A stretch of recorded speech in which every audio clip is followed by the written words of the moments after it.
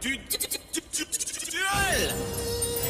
Ensemble, on est Yu-Gi-Oh! GX, nouvelle génération.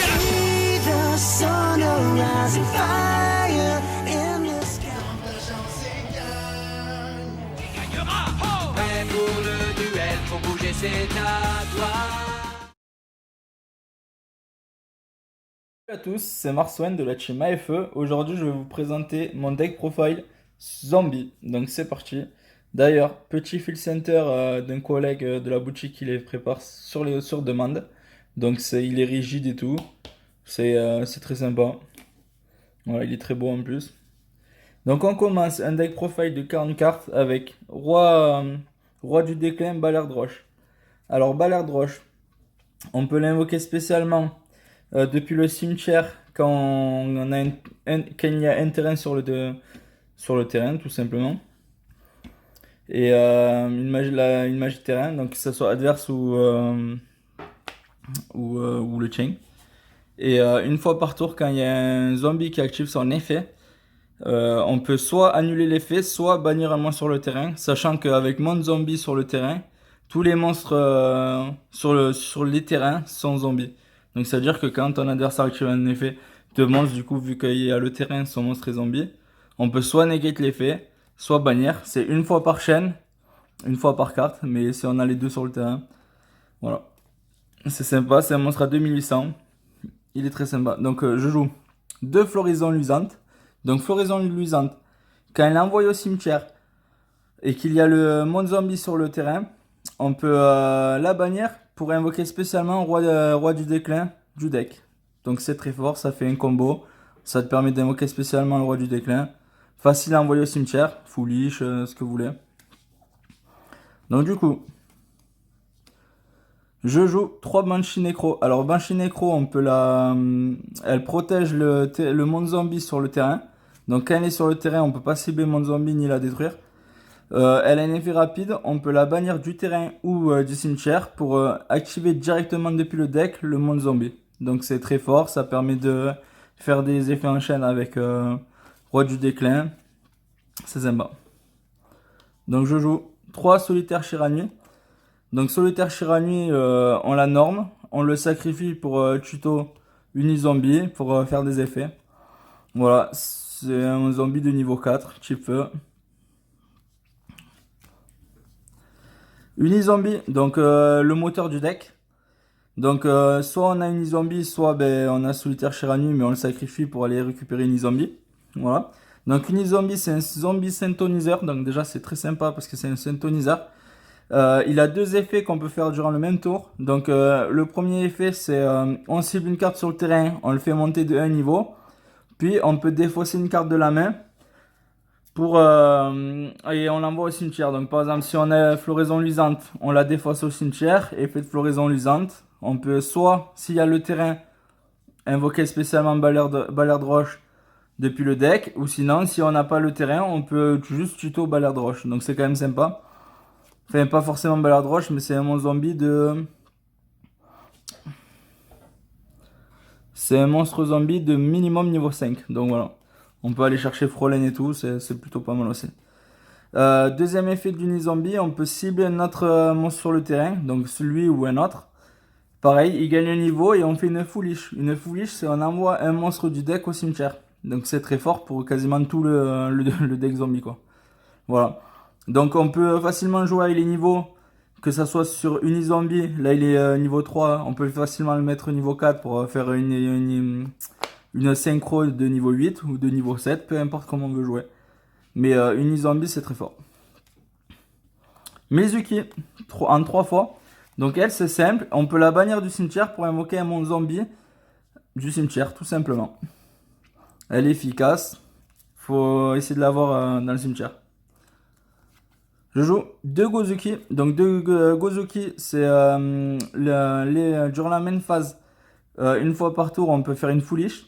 Foolish, donc comme une zombie, on peut envoyer un monstre du cimetière, du deck au cimetière.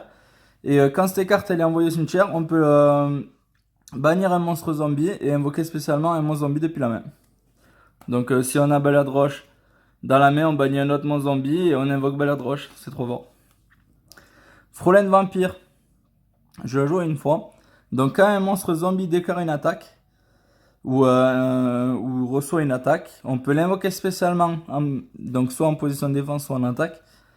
Et elle a un effet rapide. On peut s'enlever jusqu'à 3000 points de vie et le monstre ciblé gagne 3000 d'attaque par exemple. Si on s'enlève 2000 points de vie, le monstre ciblé gagne 2000 d'attaque jusqu'à la fin du tour. Donc c'est trop fort, c'est très fort.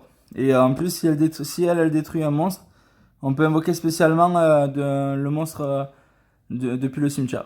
Après, donc c'est fort. Je joue 3 H Blossom.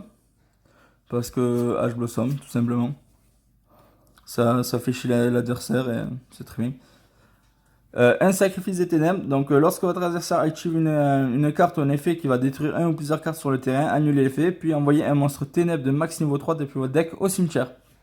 Donc du coup, en gros, soit on envoie une zombie pour faire derrière l'effet de Mizuki. Ou sinon, le mieux c'est qu'on envoie directement le floraison luisante. Et du coup, on a l'effet en chaîne, si on a le terrain quoi. Effet en chaîne, on invoque un balai de roche.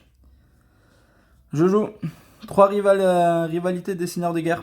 Donc elle dit, chaque joueur peut contrôler qu'un seul monstre du même type. Sachant qu'avec Mon Zombie sur le terrain, Mon Zombie dit que vu que quand il y a Mon Zombie, tous les monstres deviennent zombies. On fait ça et votre adversaire est bloqué avec du coup un monstre zombie, il pourra qu'invoquer des monstres zombies. Du coup, en général, vu qu'il joue pas un zombie, il pourra pas invoquer, il sera juste obligé d'invoquer face verso ses monstres. Du coup, c'est très bien pour le ralentir, quoi. Je joue 3 infinis éphémères. Voilà, tout simplement, quand on n'est pas premier, on peut, ça fait toujours une trappe en plus. Et c'est très fort, ça négate un effet en plus de balai de roche. Donc c'est très fort. Je joue 3 super pots, parce que super poli, je trouve, elle a sa place dans le deck. Voilà, donc tu défausses une carte, tu invoques par fusion un monstre fusion depuis l'extra deck en utilisant des monstres depuis le terrain. Et tu peux te servir sur le terrain de l'adverse. Sachant que si j'ai la fusion de monstres ténèbres, de monstres zombies, et vu qu'avec le monde de zombies, les monstres adverses sont zombies, c'est du bénéf quoi. Je joue 3 monstres zombies, donc le terrain que je vous disais. Donc tous les monstres sur le terrain ou dans les cimetières deviennent zombies. Une destruction de cartes. Donc chaque joueur défausse autant de cartes que possible depuis sa main et il pioche le même nombre. Une terraformation en secret. Ajouter une magie de terrain depuis le deck à la main. 1 pour 1, c'est très fort. Envoyez un monstre depuis votre main au cimetière, puis invoquez spécialement un monstre de niveau 1 depuis votre deck ou la main. Donc en gros, tu peux défausser des monstres zombies qui ont des effets dans le cimetière. Tu invoques spécialement Floraison Luisante et tu fais l'effet en chaîne. C'est très fort. Alors, rencontre d'une fantôme et d'une fille, histoire Shiranu. Alors si votre adversaire contrôle un monstre, défaussez un monstre zombie, invoquez spécialement un monstre Shiranu de nom différent depuis votre deck ou cimetière. Et aussi, vous ne pouvez pas invoquer spécialement de monstres à part des zombies le reste de ce tour. Donc c'est simple, en gros, on défausse une carte, on peut invoquer Shiranui, effet du Shiranui on le sacrifie, on a une zombie. Voilà, et du coup, un tourbillon jumeau, voilà, pour faire le nettoyage. Magie piège. Extra deck. Je joue 2 Vampire Seeker, donc une en secret, une en ultra, bon on s'en fout. Donc 2 monstres zombies, quand elle est invoquée, une fois par tour, on peut utiliser son effet, invoquer spécialement un monstre zombie sur l'adverse, le mettre sur le terrain, et quand un monstre zombie est invoqué depuis l'un des cimetières, effet rapide, on draw une carte. Donc c'est bien, avec l'effet de balai de roche, on l'envoie au cimetière, il y a un terrain. Autour de l'adversaire, il est invoqué, on fait un +1, c'est sympa. Je joue Renoncer Anima. Donc là, c'est vraiment quand on a le bulbe luisant en main, pour s'en débarrasser, pour l'envoyer au cimetière. Un monstre de niveau 1. Il prend le contrôle du monstre pointé. Donc si votre adversaire a mal joué son coup, on le met dans la zone extra, on récupère son monstre pointé et gagne l'attaque du monstre. C'est toujours sympa. Je trouve que c'est mieux que Lien Kuribo. Après, sinon, vous jouez Lien Kuribo, c'est comme vous préférez. Un sauveur avant terreur, donc 2 monstres zombies. Durant la battle phase, on peut envoyer un monstre du deck au cimetière. Et le monstre qui combat perd l'attaque de 200 fois l'étoile du monstre envoyé au cimetière. Donc en gros, le combo, c'est d'envoyer Balère de Roche. Du coup, il a 8 étoiles. L'adversaire, il perd 1600. Si c'est un monstre à 3000, il est à 1400. Lui, il est à 1600, il passe au-dessus. Et du coup, en plus de ça, vous avez envoyé Balère de Roche au cimetière. Du coup, si vous avez le terrain, vous faites à la prochaine stand-in phase, vous pouvez l'invoquer sur le terrain. C'est sympa. Je joue un phénix, donc phénix, un unicorne, donc le licorne. Je joue une Yuki Onna Mayakashi du 0 absolu, donc 2 monstres zombies au plus, c'est un lien 4. Vous ne pouvez contrôler que Yuki Onna une seule. Annulez les effets activés des monstres bannis depuis votre cimetière, bannis de votre adversaire.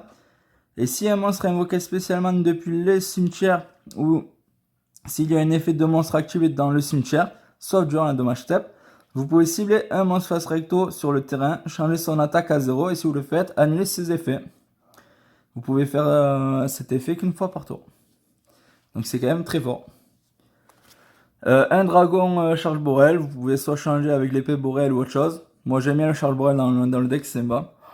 Je joue un dragon Quantique Siverse, donc une X6 7, une synchro 7, pardon. Donc elle est très très forte. Alors quand elle battle, elle combat un monstre, elle a un effet, c'est qu'elle renvoie le monstre qu'elle combat dans la main et derrière elle peut rattaquer. Donc elle a 2005, elle battle, le monstre elle le renvoie dans la main avant le calcul des dommages et après elle retape à 2005. C'est trop fort. Donc un dragon nécro zombie aux yeux rouges. Donc pareil, la X6, la synchro du deck de structure. Pareil, c'est synchro de niveau 7. Donc elle gagne 100 d'attaque et de défense pour chaque monstre zombie sur le terrain et dans les cimetières. Donc du coup avec mon zombie elle monte vite. Et lorsqu'un monstre zombie est détruit au combat, vous pouvez invoquer spécialement un monstre zombie depuis l'un des cimetières sur votre terrain. Et vous pouvez utiliser cet effet qu'une fois par tour. Pour faire un OTK, c'est quand même sympa. Je joue le Saga Shogun Shiranu. Donc lui, c'est pareil, c'est un monstre de niveau 8. Quand il est invoqué spécialement, on peut bannir un zombie depuis ton cimetière. Et il gagne l'attaque égale jusqu'à la fin du tour du monstre zombie banni. Donc en gros, on peut bannir Balère de Roche à éviter. Mais on bannit un autre monstre, ça fait quand même, par exemple, un Mizuki ou quoi. Il gagne 1700 et ça fait un monstre à 4007 pour taper quand même, c'est toujours sympa. Alors, un résident des abysses. Voilà, de monstre de niveau 4 pour si on fait un mirror ou quoi, c'est toujours sympa. Donc ça, c'est les cibles à super polymérisation. Donc un dragon profondam de dragon nécro. Donc 2 monstres zombies. Venom, donc 2 monstres ténèbres. Et dragon stapelia. Un monstre fusion, un monstre ténèbres. En plus, elle a un effet rapide. On peut cibler un monstre sur le terrain. Elle lui met un jeton dessus et du coup il a ses effets annulés. Et ça c'est même si quand elle quitte le terrain, il a toujours le token. C'est vraiment très fort. Voilà, donc j'espère que cette deck profile vous aura plu. C'était Marsouin, prenez soin de vous, pensez à vous abonner, lâchez un like. Ciao!